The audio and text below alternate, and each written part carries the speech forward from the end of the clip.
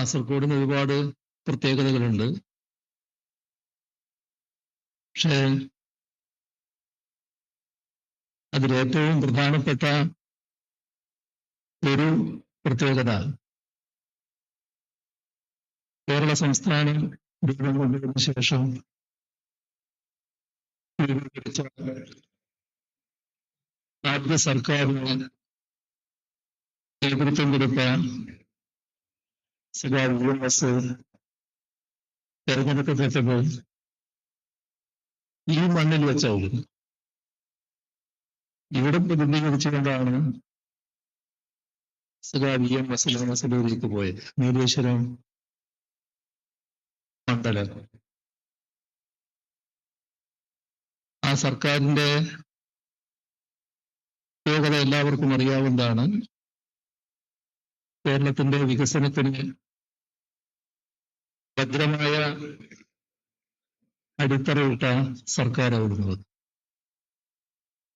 അത്തരമൊരു സർക്കാരിന് നേതൃത്വം കൊടുത്ത UMS മത്സരിച്ച മണ്ണിൽ തന്നെ ഇതിന്റെ ഈ പരിപാടിയുടെ ഉദ്ഘാടനം നിർവഹിക്കാൻ കഴിയുന്നത് ഏറ്റവും അഭിമാനകരമായ കാര്യമാണ്. നമുക്കറിയാം, നമ്മുടെ ഗവൺമെന്റിന്റെ 4ാം വാർഷികം എന്ന് പറയുന്നുണ്ടെങ്കിലും 2016 കേരളീയരാകെ ശപിച്ചുകൊണ്ടിരുന്ന ഒരു കാലത്തിന് അറുതി വരുത്തിക്കൊണ്ട് LDF സർക്കാർ അധികാരത്തിൽ വരുന്നത്. അങ്ങനെ കണക്കാക്കിയാൽ 9 വർഷമായി തുടരുന്ന ഒരു സർക്കാരിന്റെ ഭാഗം കൂടിയാണ് 2021 അധികാരത്തിൽ വരിക സർക്കാരിന്റെ 4ാം വാർഷികം. ഇവിടെ 2016 തകർന്നടിഞ്ഞു കിടന്ന ഒരു നാടിന്റെ ഭരണസാരഥ്യമാണ് ജനങ്ങൾ LDFന് ഏൽപ്പിച്ചത്. അത് ഈ നാടിനെ കാലോചിതമായി മാറ്റിത്തീർക്കണം, മറ്റു പ്രദേശങ്ങളിൽ ലഭിക്കുന്ന വികസനം ഞങ്ങൾക്ക് വേണം,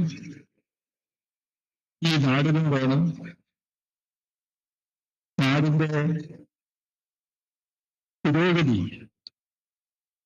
ഉറപ്പുവരുത്തണം. അങ്ങനത്തെ വിവിധ പ്രശ്നങ്ങളുണ്ട്, അതിലേക്കൊന്നും ഞാനിപ്പോൾ പോകുന്നില്ല. ഇത്തരത്തിലുള്ള ഒരു ദൗത്യമാണ് LDF സർക്കാരിനെ ജനങ്ങൾ ഏൽപ്പിച്ചത്. ആ ദൗത്യം നിറവേറ്റാൻ തുടങ്ങിയപ്പോൾ ഒരുപാട് പ്രതിസന്ധികളാണ് നമുക്ക് നേരിടേണ്ടി വന്നത്. ഒട്ടേറെ ബന്ധങ്ങൾ, അതോടൊപ്പം മാരകമായ പകർച്ചവ്യാധികൾ, ഇങ്ങനെയുള്ള പ്രതിസന്ധികൾ യഥാർത്ഥത്തിൽ നാടിനെ കൂടുതൽ തകർച്ചയിലേക്ക് നയിക്കും വിധമുള്ളതായിരുന്നു. പക്ഷേ നമുക്ക് തകരാൻ പറ്റുമായിരുന്നില്ല. നമുക്ക് ഇതിനെയെല്ലാം അതിജീവിച്ചേ മതിയാകുമായിരുന്നു. നിപ്പയും ഓക്കിയും 2018 നൂറ്റാണ്ടിലെ മഹാപ്രളയവും തൊട്ടു പിന്നാലെ 2019 അതിരൂക്ഷമായ കാലവർഷക്കെടുതിയും ഇതിന്റെയെല്ലാം ആഘാതത്തിൽ നിന്ന് മോചിതമാകുന്നതിന് മുൻപ് ഒന്ന് നിന്ന് ശ്വാസം കഴിക്കുന്നതിന് മുൻപ് തന്നെ ലോകത്തെയാകെ വിറങ്ങലിപ്പിച്ച മഹാമാരി കോവിഡിന്റെ ആക്രമണം. ഇത്തരത്തിലുള്ള ഒട്ടേറെ പ്രതിസന്ധികളാണ് നമുക്ക് നേരിടേണ്ടി വന്നത്. അത്തരം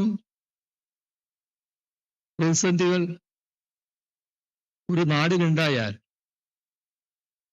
ഒരു സംസ്ഥാനത്തിനുണ്ടായാൽ, ആ സംസ്ഥാനത്തിന്റെ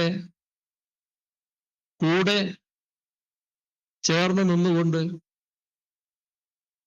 അതിൽ നിന്ന് അതിജീവനം നേടാൻ സഹായിക്കാൻ ബാധ്യതയുള്ള സർക്കാരാണ് കേന്ദ്ര സർക്കാർ. പക്ഷേ നിർഭാഗ്യമെന്ന് പറയട്ടെ, ഒരു ഘട്ടത്തിലും ആവശ്യമായ സഹായം നമുക്ക് ലഭിച്ചില്ല. തീർത്തും നിഷേധാത്മക നിലപാട് സ്വീകരിച്ചു. ലഭിക്കുന്ന സഹായം തന്നെ തടയുന്ന നിലയുണ്ടായി. മറ്റുള്ളവർ നൽകുന്നത് പോലും തങ്ങളുടെ അധികാരം ഉപയോഗിച്ച് തടയുന്ന നിലയുണ്ടായി. തകരട്ടെ, കൂടുതൽ തകരട്ടെ, ഈ ഒരു നശീകരണ വികാരം അതായിരുന്നു കേന്ദ്ര സർക്കാരിനെ നയിച്ചു. ഇവിടെ പറഞ്ഞു, ഏറ്റവും ഒടുവിലുള്ള മുണ്ടക്കൈ ചൂരൽമല ദുരന്തത്തിന്റെ കാര്യമടക്കം. നൂറ്റാണ്ടിലെ മഹാപ്രളയം നമ്മുടെ ഈ പ്രദേശമൊക്കെ ഒഴികെ കേരളത്തിന്റെ മറ്റെല്ലാ ഭാഗങ്ങളും തകർത്തെറിഞ്ഞ പ്രകൃതി ദുരന്തമായിരുന്നു. ലോകമാകെ എങ്ങനെയാണ് കേരളം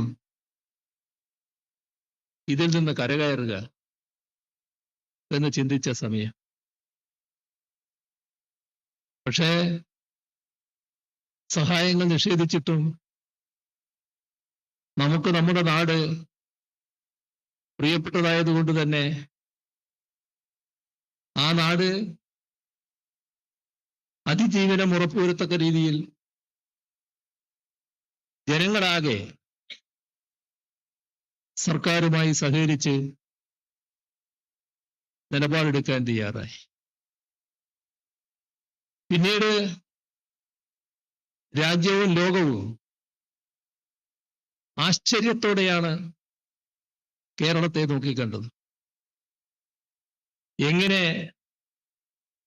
ഈ രീതിയിൽ അതിജീവിക്കാനായി? ഒരു കാരണം മാത്രമേ അതിനുള്ളൂ. നമ്മുടെ നാടിന്റെ ഒരുമ,